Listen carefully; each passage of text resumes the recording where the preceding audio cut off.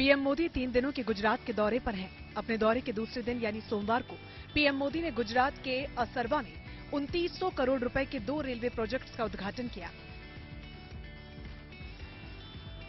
इन 2 परियोजनाओं में असरवा हिम्मतनगर उदयपुर गेज परिवर्तित लाइन और लूनीधर जेतलसर गेज परिवर्तित लाइन शामिल है। तो वहीं पीएम मोदी ने भावनगर जेतलसर और असरवा उदयपुर के बीच नई ट्रेनों को हरी झंडी दिखाकर रवाना किया। इस खास मौके पर रेल मंत्री अश्विनी वैष्णव भी मौजूद थे। रेलवे प्रोजेक्ट्स का उद्घाटन करने के बाद पीएम मोदी ने कहा कि गुजरात के लाखों लोग एक बड़े क्षेत्र में ब्रॉडगेज लाइन न होने से परेशान रहते थे, उन्हें अब राहत मिलेगी। कोशिश यही है कि सामान्य परिवारों का जीवन कैसे आसान हो, आना जाना व्यापार कारोबार करना सरल कैसे हो। गुजरात के मोरबी में मच्छू नदी पर बना केबल पुल जैसे ही टूटा, वहां अफरा तफरी मच गई। पल भर में सैकड़ों लोग नदी और टूटे पुल में जान बचाते नजर आए। हालांकि इस दौरान सबसे राहत वाली बात ये रही कि वहां लोग न सिर्फ अपनों बल्कि बगल वालों को भी सहारा देते नजर आए। ये मोरबी के अंदर सद्भावना है, कृष्णा है, आयुष है और सरकारी है, सब में हेल्प की है 108 में, और बच्चे को बहुत मैंने निकाला। यह हादसा शाम के समय में हुआ, जिसके तुरंत बाद वहां रेस्क्यू टीमों ने भी मोर्चा संभाल लिया।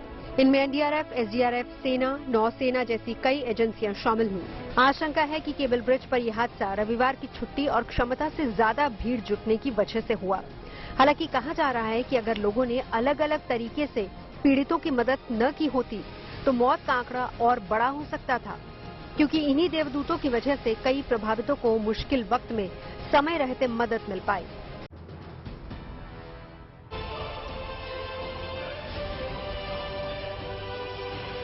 गाजियाबाद से एक अनोखी रेस्क्यू मिशन की तस्वीरें सामने आई। इस मिशन में किसी इंसान नहीं बल्कि एक बंदर का रेस्क्यू किया गया है। दरअसल गाजियाबाद के मुरादनगर में एक बंदर किसी तरह गंग नहर में गिर गया। बंदर ने बचने की बहुत कोशिश की, लेकिन पानी का बहाव इतना तेज था कि बंदर बहते हुए गंग नहर के बीच में पहुंच गया।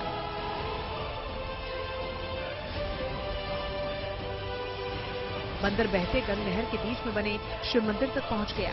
वहां लगे हनुमान जी की मूर्ति डूबते बंदर के लिए सहारा बन गई। बंदर पानी के बीच भगवान की प्रतिमा पे लिपट कर बैठा रहा।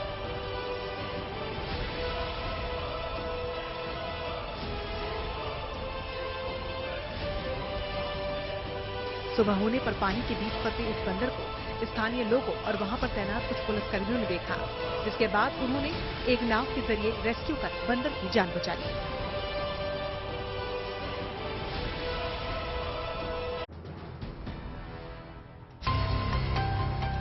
दिल्ली एनसीआर में वायु प्रदूषण का स्तर गंभीर श्रेणी में पहुंच जाने की आशंका के चलते गुरुग्राम समेत दिल्ली एनसीआर में पड़ने वाले हरियाणा प्रदेश के जिलों में graded response action plan GRAPE का तीसरा चरण तुरंत प्रभाव से लागू कर दिया गया है। ग्रेप के तीसरे चरण के तहत पीएनजी इंफ्रास्ट्रक्चर और सप्लाई वाले औद्योगिक क्षेत्रों में एनसीआर के लिए स्वीकृत ईंधन का इस्तेमाल करने वाले उद्योगों को ही संचालन की इजाजत दी गई है।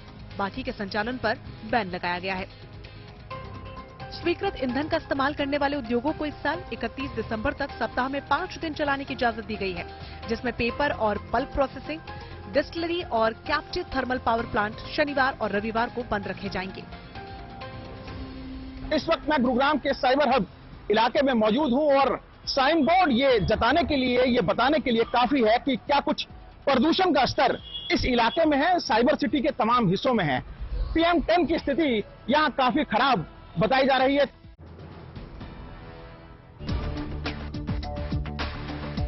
जैसलमेर का यह हवाई अड्डा एक बार फिर से सैलानियों के स्वागत के लिए तैयार है।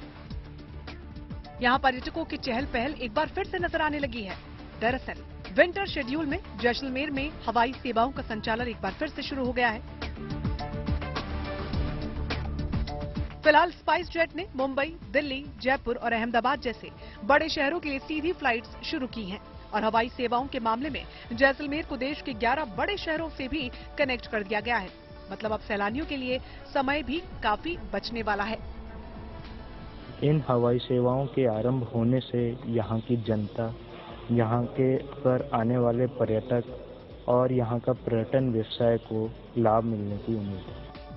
इतना ही नहीं, दुबई और रियाद से भी सैलानी जैसलमेर आ सके, इसके लिए भी स्पाइस जेट ने जैसलमेर से दुबई और रियाद के लिए कनेक्टिंग फ्लाइट चलाने का ऐलान किया है।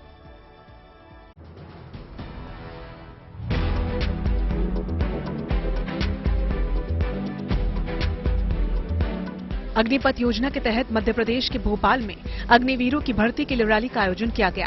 इस भर्ती रैली के लिए 44,000 युवाओं ने रजिस्ट्रेशन करवाया, जिसमें भोपाल के अलावा छिंदवाड़ा, नर्मदापुरम, सीहोर और रायसेन समेत कई जिलों में युवा भर्ती होने के लिए पहुंचे। हाँ, 4 साल की नौकरी भी बढ़िया है, ऐसी दिक्कत नहीं है, उसमें भी बढ़िया है। 4 साल के बाद कुछ भी कर लेंगे, लेकिन ऐसा नहीं है, गलत नहीं है। वो 4 साल जो उन्होंने किया है, वो आगे दूसरे व्यक्ति को मौका मिले इसके लिए किया है। आलम यह है कि रात में युवा भर्ती ग्राउंड के पास पहुंच रहे हैं। सभी को अलग अलग बैच बनवाकर बैठाया जाता है।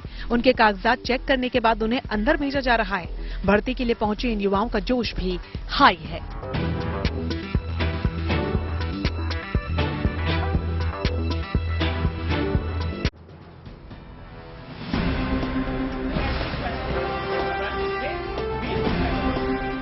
राजस्थान के पाली की ये तस्वीर बताती है कि एक छोटी सी कोशिश से कितने बड़े काम संभव हो सकते हैं। पाली के जबाई बांध इलाके में चाय बेचने का काम करने वाले कांजी पूरे क्षेत्र को प्लास्टिक मुक्त करने का काम कर रहे हैं। इस काम में कांजी का परिवार भी उनका खूब साथ दे रहा है। कांजी ने इसके लिए एक अनोखा तरीका भी निकाला। उन्होंने पहले नजदीक के गांव से प्लास्टिक वेस्ट इकट्ठा किया और उसे अपने घर के 2 कमरों में स्टोर कर लिया। अब वो इस प्लास्टिक वेस्ट से जरूरत का सामान बनाते हैं, जैसे प्लास्टिक की बड़ी बोतलों से कुशन और बैठने के लिए स्टूल बनाते हैं। तो वहीं प्लास्टिक की बोतल में पॉलिथीन भरकर ये उनकी मदद से पेड़ पौधों के चारों तरफ बिना ईंट वाली दीवार बना देते हैं। कांजी जवई बांध इलाके में बरसाती पानी रोकने के लिए भी एक ऐसी ही दीवार इन्होंने तैयार की है। एक छोटे से गांव के गरीब परिवार की ये कोशिश वाकई काबिले तारीफ है। उत्तराखंड के चमोली में मौजूद फूलों की घाटी को इस साल पर्यटकों के लिए बंद कर दिया गया। पर्यटकों की संख्या के लिहाज से ये साल सबसे अच्छा रहा। इस बार फूलों की घाटी में 20,827 पर्यटक पहुंचे, जिसमें 280 विदेशी पर्यटक भी शामिल रहे, जिसकी वजह से वन विभाग को रिकॉर्ड राजस्व भी हासिल हुआ। इस बार रिकॉर्ड पर्यटक आए हैं यहाँ पर। इस बार 20,827 के अराउंड पर्यटक आए, उनमें 280 विदेशी पर्यटक रहे और राजस्व की बात करें तो करीबन 71,73,000 के अराउंड हमारे पास रेवेन्यू जमा हुआ है। करीब 87 वर्ग किलोमीटर में फैली फूलों की घाटी रंग बिरंगे फूलों और प्राकृतिक सौंदर्य के लिए पूरी दुनिया में मशहूर है, जिसे पर्यटकों के लिए इस साल 1 जून को खोला गया था। घाटी में जुलाई से अक्टूबर के बीच 300 से अधिक प्रजाति के फूल खिले, जिसे देखने के लिए देश के कोने कोने से पर्यटक पहुंचे। ज्योतिर्लिंग महाकाल मंदिर में सोमवार को कार्तिक मास की पहली सवारी निकलेगी। अवंतिका नाथ चांदी की पालकी में सवार होकर तीर्थ पूजन के लिए मोक्षदायिनी शिप्रा के रामघाट तक गए, जहां भगवान महाकाल का जलाभिषेक कर पूजा अर्चना की गई। कार्तिक मास का महीना भगवान शिव और विष्णु का मास कहलाता है। इस महीने में शिप्रा स्नान का बड़ा महत्व है, शिव की और विष्णु के पूजन का बड़ा महत्व है। इसीलिए बाबा महाकाल के दरबार से बाबा महाकाल पालकी में सवार होकर नगर भ्रमण के लिए निकलते हैं। मां शिप्रा मैया किनारे यहाँ पर मां महाकाल और शिप्रा मैया की पूजन की जाती है। मंदिर प्रशासन के अनुसार इस बार कार्तिक मास में भगवान महाकाल की 5 सवारी निकलेगी, जिसमें आखिरी सवारी 21 नवंबर को निकाली जाएगी। मंदिर की ये अनूठी परंपरा अनादिकाल से चली आ रही है।